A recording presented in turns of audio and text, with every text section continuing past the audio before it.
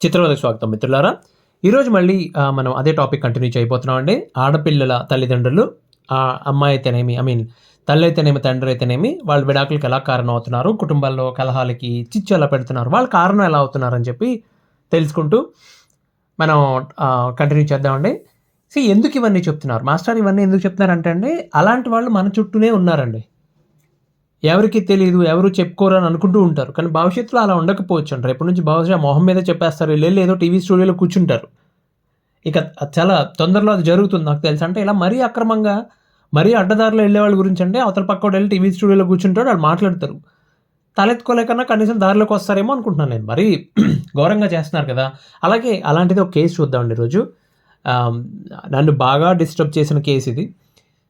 సరే, విజయవాడ అంటే విజయవాడ కాదనుకోండి, చుట్టుపక్కల కొన్ని ఒక గ్రామానికి చెందిన ఫ్యామిలీ వాళ్ళు, but they settled in Vijayawada. So, ఆ అబ్బాయి అండి అమెరికాలో సెటిల్ అయ్యాడు. అక్కడ జాబ్ చేస్తున్నాడు. ఇక్కడే తెలిసిన సంబంధమే. అమ్మాయి వాళ్ళ ఫ్యామిలీ చిన్నప్పటి నుంచి వీళ్ళకి తెలిసిన సంబంధమే. సో, పెళ్ళి అని అనుకున్నారండి. అన్నీ మాట్లాడుకున్నారు. వాళ్ళు ఫోన్‌లో మాట్లాడుకున్నారు చాలా సార్లు. ఫోన్‌లో మాట్లాడుకున్నప్పుడు మనోడు అడిగాడు ఇట్లాగా, అంటే నేను ఇష్టమే కదా, పెళ్ళి ఇష్టమే కదా అది అంటే, అది మాట్లాడుకున్నారు. అమ్మాయి, అబ్బాయి మాట్లాడుకున్నారు. ఇక్కడికి వచ్చిన తర్వాత కూడా ఫస్ట్ షాపింగ్‌కెళ్లారు. తర్వాత ఒక సినిమాకెళ్లారు. వెళ్ళినప్పుడు అడిగాడు, అంతా బానే ఉంది. ఎంగేజ్‌మెంట్ అయింది. ఒక నెల రోజులు సెలవు పెట్టుకొని ఇండియా వచ్చాడు.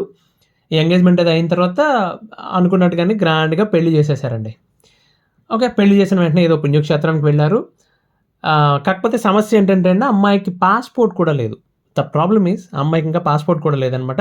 సో, వీళ్ళు పాస్‌పోర్ట్ అప్లై చేయించి అప్పటికప్పుడు ఇమ్మీడియేట్‌గా సంబంధం అనుకున్న వెంటనే పాస్‌పోర్ట్ అప్లై చేయించి, సో, పెళ్ళైన ఒక 15 రోజులు 3 వారాల తర్వాత మనోడు తిరిగి వెళ్ళిపోయాడు. అమ్మాయికి వీసా చేపిస్తామని చెప్పి. సరే, వాడక్కడికెళ్ళాడు. వాడి ఉద్యోగం వాడిది, వాడి గోల వాడిది. మళ్ళీ ఇక్కడ నన్ను వాడు, వీడు అంటావేంట్రా అనకండి, నాకది అలవాటు. అదొక క్యారెక్టర్ గురించి మాట్లాడుతున్నాను అనుకుందాం అట్లా ఓకేనా? సో, వెళ్ళిన తర్వాత అండి కొన్నాళ్ళకి ఈ ప్రాసెస్ యాజ్ యూజువల్ జరిగింది. అమ్మాయికి వీసా వచ్చింది. ఓ మంచి రోజు చూసారు. నార్మల్ అత్తవారింటికి వెళ్తున్నట్టు చూస్తారు కదా! అట్లాగే అబ్బాయి దగ్గరికి, భర్త దగ్గరికి ఫస్ట్ టైం వెళ్తుంది కాబట్టి మంచి రోజు చూసి ఆమెను విమానం ఎక్కించారు. ఆమె వెళ్ళిందండి, యూఎస్ వెళ్ళింది. అక్కడికి వెళ్ళిన తర్వాత ఆ అమ్మాయి దిగే టైంకి మనోడు చాలా ఎక్సైటింగ్‌గా ఉన్నాడు. Obviously right. వాడు కొత్తగా పెళ్ళయింది, భార్య వస్తుంది ఇండియా నుంచి అంటే చాలా ఎక్సైటింగ్‌గా వాడు ఎయిర్‌పోర్ట్‌కొచ్చాడు. సో, ఎయిర్‌పోర్ట్‌కి వచ్చేసరికి ఆ అమ్మాయి ఎదురొచ్చింది. అంతా బానే ఉంది గానీ, వీడు అనుకున్నంత ఆ అమ్మాయిలో లేదు ఏ ఎక్సైట్‌మెంట్. చాలా డల్‌గా, పైగా భయపడుతున్నట్టుగా ఉంది. ఇదేంటి ఇంత డల్‌గా ఉందేంటి అని అనుకున్నాడు. సరే, ఇంటికెళ్లారని సరే, మొదటిసారి అమ్మాయి అసలు ఫ్లైట్ ఎక్కడమే ఫస్ట్ టైం. పైగా అంత దూరం ప్రయాణం కదా! దానివల్లే అనుకోని కొంచెం టెన్షన్ పడిందేమోలే అని చెప్పి లైట్ తీసుకున్నాడు. సరే, 2 రోజులయింది. టైం ఇద్దాం అమ్మాయికి, కొంచెం సెటిల్ అవుతుంది అనుకున్నాడు. 2 రోజులయింది, 3 రోజులయింది, 4 రోజులు, వారం రోజులయింది. ఆవిడ అలానే ఉంది. సరే, ఇన్ని రోజులైనా ఇంకా అలాగే ఉంటావేంటని చెప్పి ఒకరోజు ప్రశాంతంగా కూర్చోబెట్టి మనోడు అడిగాడు, ఏంటి ఇంటి మీద బెంగగా ఉందా అని అడిగాడు. యూజువల్‌గా ఎవరికన్నా ఉండేదేనండి. హోమ్ సిక్ అంటారు కదా! కొంతమంది చెప్తారు, కొంతమంది చెప్పుకోరు. అమ్మాయిలైనా, అబ్బాయిలైనా గానీ కొత్తగా అమెరికానే కాదు. నువ్వు అనకాపల్లి నుంచి హైదరాబాద్ వచ్చిన కొత్తలో అలాగే ఉంటది. నీకు సడన్‌గా రోజు పొద్దున్న లేచిన వెంటనే చేతిలో మీ అమ్మ పెట్టే కాఫీ కప్పు గుర్తొస్తా ఉంటది. నీవు భోజనం అయిపోయిన తర్వాత చెయ్యి కడిగేసడానికి నీళ్ళందించే వాళ్ళు గుర్తొస్తా ఉంటారు. నీకు భోజనం గూడా నువ్వే తెచ్చుకోవాలి ఇక్కడ. బెంగ పడిపోతారు all of a sudden. So, అలా హోమ్ సిక్ ఏమైనా ఉందేమో అని చెప్పి అడిగాడనమాట. సో, అయితే మనాడు ఏమనుకున్నాడంటే, ఇండియాలో ఉండగానే ఉన్న ఒక నెల ఇంకో 15 రోజులు ఎక్స్‌టెండ్ చేసి తేనెచంద్రుడిని ప్లాన్ చేద్దాం అనుకున్నాడు. అదేనండి, హనీమూన్ ప్లాన్ చేద్దాం అనుకున్నాడు. కుదరలేదు ఇక్కడ. వచ్చేసాడు వెనక్కి. కాబట్టి అమ్మాయి యూఎస్ ఎళ్ళిన తర్వాత ఒక 2 వారాలకి ప్లాన్ చేద్దామని చెప్పి, అమ్మాయికి సర్ప్రైజ్ ఇద్దామని చెప్పి హనీమూన్‌కి అన్ని ఏర్పాట్లు చేసి, అన్నీ బుక్ చేసేసేవాడు. టికెట్స్, స్టే అంతా బుక్ చేసి హడావిడి చేసుకున్నాడు. 2 వారాలైనా అమ్మాయి ఇంకా అలాగే మూడీగా ఉండేసరికి కూర్చోబెట్టి అడిగాడనమాట. ఏమైంది? నీ ప్రాబ్లమ్ ఏంటి చెప్పు, నేను సాల్వ్ చేయగలనో లేదో నేను చూద్దాం. ఒకవేళ నీకు మరీ చూడబుద్దేస్తే ఒకసారి పోనీ మీ నాన్నని రమ్మందాం ఇక్కడికి అన్నట్టు కూర్చోబెట్టి అడిగాడట. సో, అమ్మాయి మెల్లిగా నోరు విప్పింది. సో, ఏం చెప్పింది? ఒక అబ్బాయిని గాఢంగా ప్రేమించిందంట. గాఢంగా. Thick love story. Okay. So, అయితే వీళ్ళ ప్రేమకి వాళ్ళ నాన్న ఒప్పుకోలేదు. అమ్మాయి వాళ్ళ నాన్న ఒప్పుకోలేదు. తనకిష్టం లేకుండానే పెళ్లి చేసుకుందంట. అప్పుడు వాడికి వెంటనే స్ట్రైక్ అయిందనమాట. ఓహో! అందుకనా మొదటి రాత్రి రోజు ఎందుకు దూరం పెట్టింది అమ్మాయి? ఇప్పుడొద్దు, అమెరికా ఎళ్ళిన తర్వాత చూద్దామని ఎందుకందో ఇప్పుడు అర్థమైందనమాట. మొత్తం అన్ని సినిమా హాల్లోనే అన్నట్టు. వాడికి వెంటనే ఒక భయంకరమైన థాట్ వచ్చిందండి. కొంప తీసి ఈ అమ్మాయి ప్రేమించింది కూడా ఇక్కడే ఉన్నాడేంటి దిక్కుమాలినోడు, దానికోసం ఇక్కడికి వచ్చిందేంటి నన్ను పెళ్లి చేసుకున్నాను కంగారు పడిపోయి అవునా అని అడిగితే లేదు లేదని చెప్పి సమాధానం చెప్పింది మనోడమ్మ. అంతవరకు హ్యాపీ. సరే కొంచెం కన్‌ఫ్యూజ్ అయ్యాడు. పెళ్ళికి ముందు నిన్ను అడిగాను నేను. అప్పుడే చెప్పాలి కదా! అంటే సమాధానం లేదు. తల దించుకొని కూర్చుందటండి. సరే అయితే అయిందిలే అని చెప్పి స్వామి వివేకానందుని మనసులో తలుచుకునేవాడు. వివేకానంద స్వామి ఉన్నాడు కదా! మన బెంగాల్ ఆయన. ఆయన మనసులో తలుచుకుని గుండెల నిండా గట్టిగా గాలి పీల్చుకుని ఈవిడ్ని ఎలా అన్నా సరే మోటివేట్ చేద్దాం. ఓకే. అని చెప్పి ఆమెకి రకరకాలు చెప్తూ ఉన్నాడు. ఓకే. నీకు వాడికి కుదిరినప్పుడల్లా అందరికీ ఉంటాయి. ఎవరో ఒకరు లవ్ స్టోరీస్ ఉంటాయి. అట్రాక్షన్స్ ఉంటాయి పెళ్ళికి ముందు. సరే ఏదో జరిగింది. నీకు కొంచెం టైం తీసుకో. నీ ఇష్టం ఇక్కడ నువ్వు ఎంత టైం తీసుకుంటావో అంత టైం తీసుకో. ఇక్కడ నిన్ను క్వెషన్ చేసేవాళ్ళు, నిన్ను రెస్ట్రిక్ట్ చేసేవాళ్ళు ఎవ్వరు లేరు. ఇబ్బంది పెట్టేవాళ్ళు ఎవ్వరు లేరు నిన్ను. ఓకే. నీకు నచ్చినంత టైం తీసుకో. ఇప్పుడు ఈ విషయం బయట తెలిస్తే గనక నీది నాదే కాదు 2 కుటుంబాలు మన 2 కుటుంబాలకి పరువు నష్టం అవుతుంది. ఓకే. మనకు పెళ్ళయింది రీసెంట్‌గా పైగా చాలా గ్రాండ్‌గా చేశారు. ఇంకా 3 నెలలు కూడా అవ్వలేదు. అవన్నీ ఆలోచించుకో. జీవితంలో కొన్నిటికి సర్దుకోవాలి. కొన్ని అలవాటు చేసుకోవాలి అని చెప్పి వాడికి నచ్చినట్టు ఏదో చెప్పుకొచ్చాడండి. ఎలా అన్నా సరే అమ్మాయి మనసు మార్చేద్దాం అని చెప్పి డిసైడ్ అయ్యాడు మనడు. అలా ఒక 2 వారాలయింది. 3 వారాలయింది.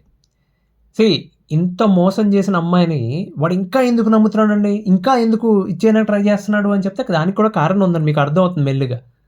2 వారాల తర్వాత అండి అంటే ఈ 2 వారాలు కూడా అమ్మాయి 2, 3 వారాలు కూడా అమ్మాయి ఉదయాలు, రాత్రుళ్ళు అలా ఫోన్‌లు మాట్లాడుతూనే ఉంది. నేను చెప్పాల్సిన అవసరం లేదనుకుంటా ఎవరితో మాట్లాడుతుందో.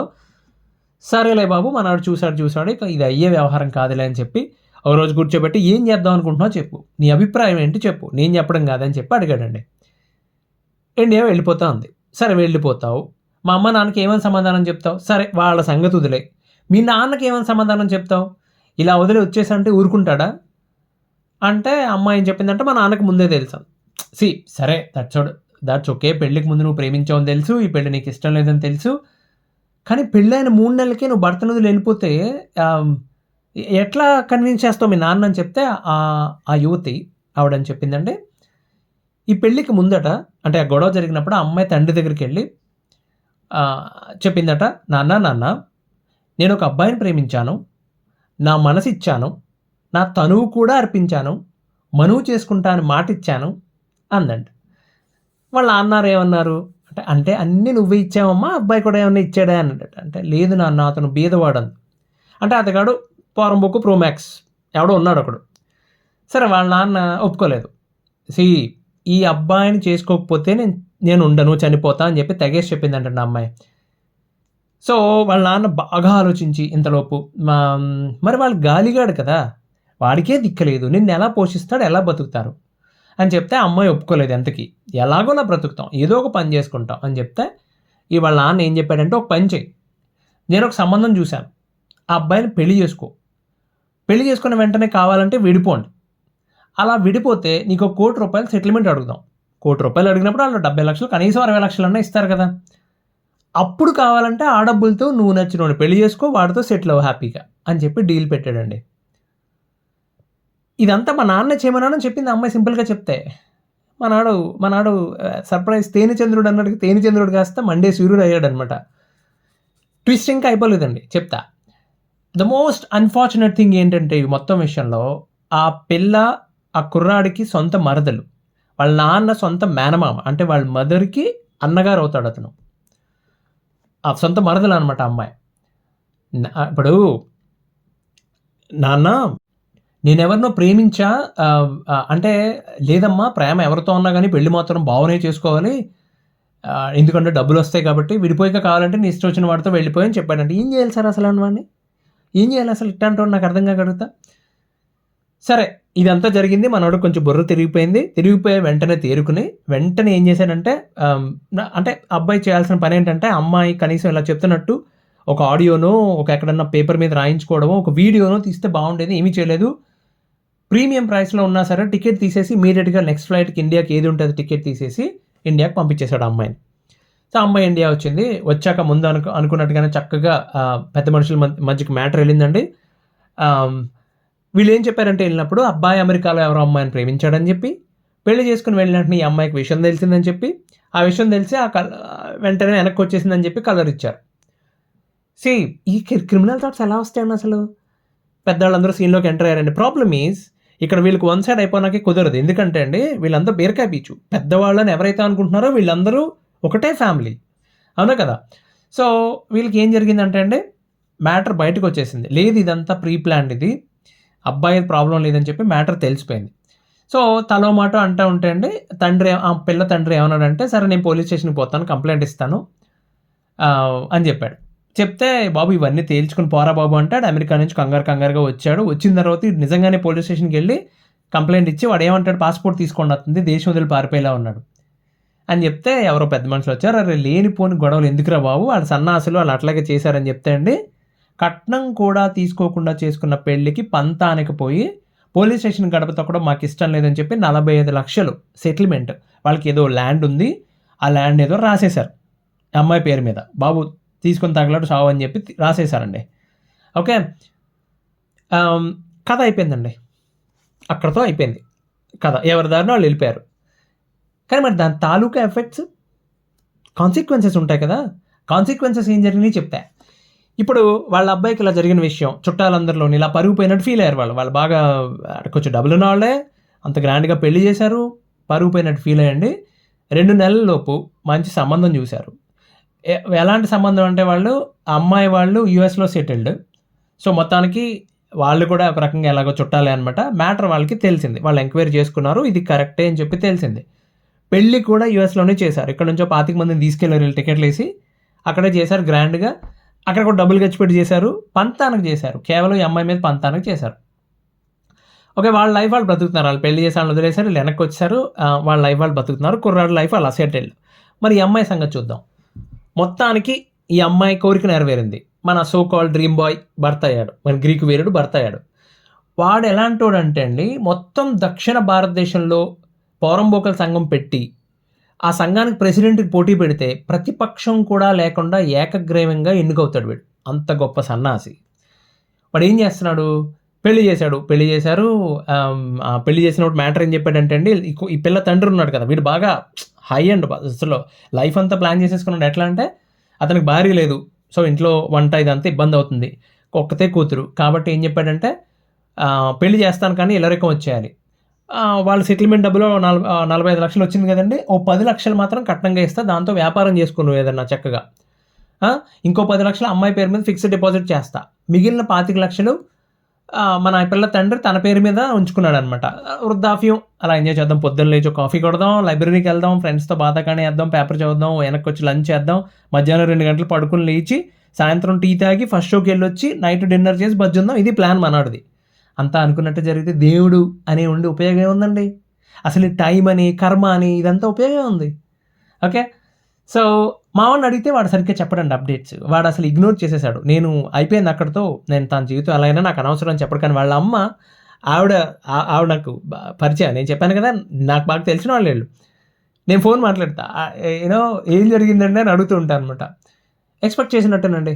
వాడు చెప్పే కదండి, హై క్లాస్ పర్సన్, వాడు 7వ తరగతి ఫెయిల్, 10 లక్షలు చేతిలో పడినాయి, ఇక అది లేదు ఇది లేదు, జోదం లేదు, అది అన్నీ ఉన్నాయి మన వాడికి.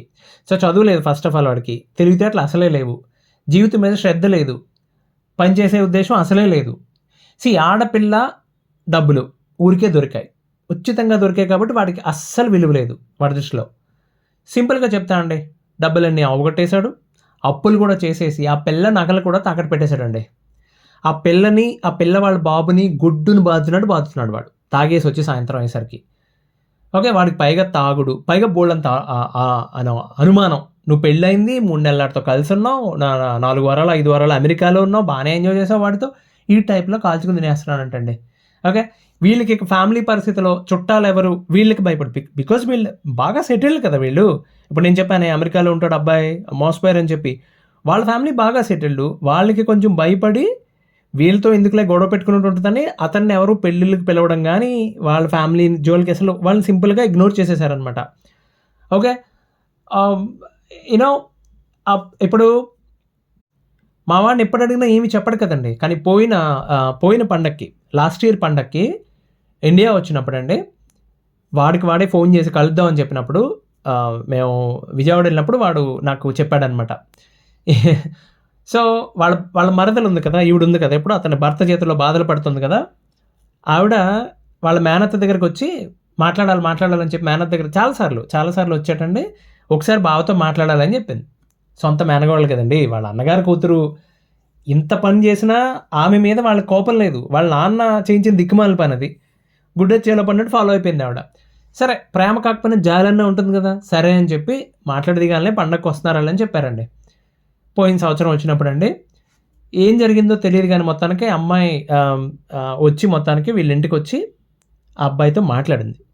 బావా, నేను తప్పు చేశాను, చాలా పెద్ద మిస్టేక్ చేశాను, జీవితం మొత్తంలో అతిపెద్ద మిస్టేక్ చేశాను, తెలుసుకోవడానికి కొన్ని సంవత్సరాలు టైం పట్టింది, నాకు ఒక క్షమాపణ అడిగి వెళ్ళిపోదామని నిన్నని చెప్పి వచ్చానని చెప్పి క్షమాపణ అడిగి వెళ్ళిపోయిందండి.